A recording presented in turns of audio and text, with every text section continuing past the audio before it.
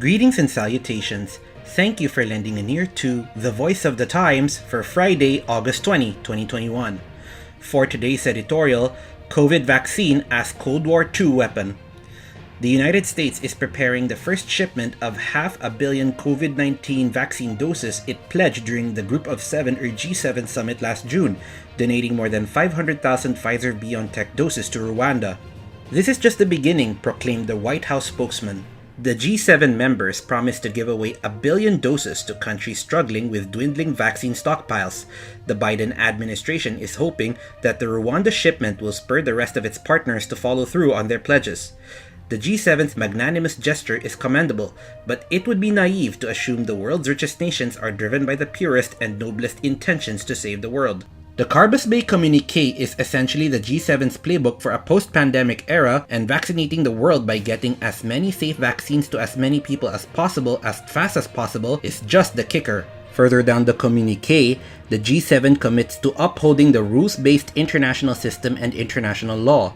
It specifically called on China to respect human rights and fundamental freedoms, especially in relation to Xinjiang and those rights, freedoms, and high degree of autonomy for Hong Kong enshrined in the Sino-British Joint Declaration and the Basic Law. It urged Russia as well to stop its destabilizing behavior and malignant activities, including its interference in other countries' democratic systems, and to fulfill its international human rights obligations and commitments.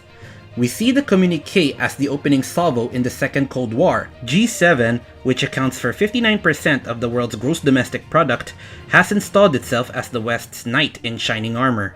The players must by now be thoroughly familiar with the figures they are dealing with. 31.8% of the world's population has received at least one vaccine dose. 23.9% are fully vaccinated.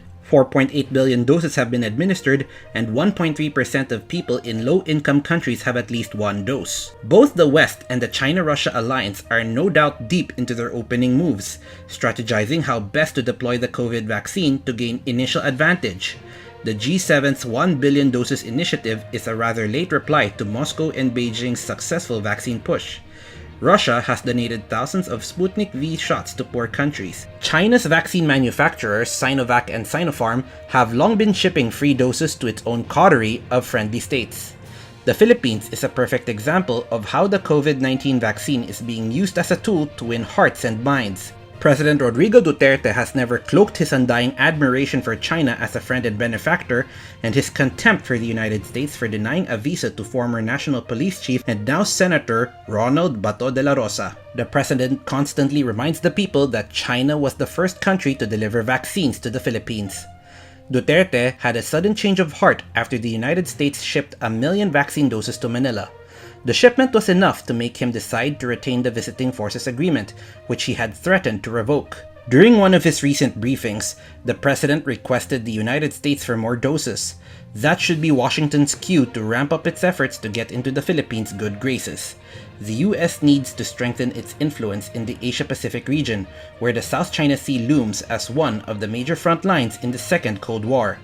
China will have two options: cut off or limit vaccine supplies to the Philippines, or deliver more doses to blunt US efforts to secure a foothold in the region. In vaccine diplomacy, each side plays God, demanding a country's fealty in exchange for life-saving drugs. There is a remote chance that the West, China, and Russia, driven by a genuine desire to help the world defeat COVID-19, find a way to come together and create a global vaccine distribution system similar to the COVAX facility, but on a far grander scale.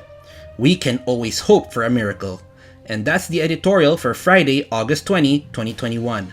For more news and information, get a copy of the Manila Times on print, subscribe to its digital edition, or log on to www.manilatimes.net.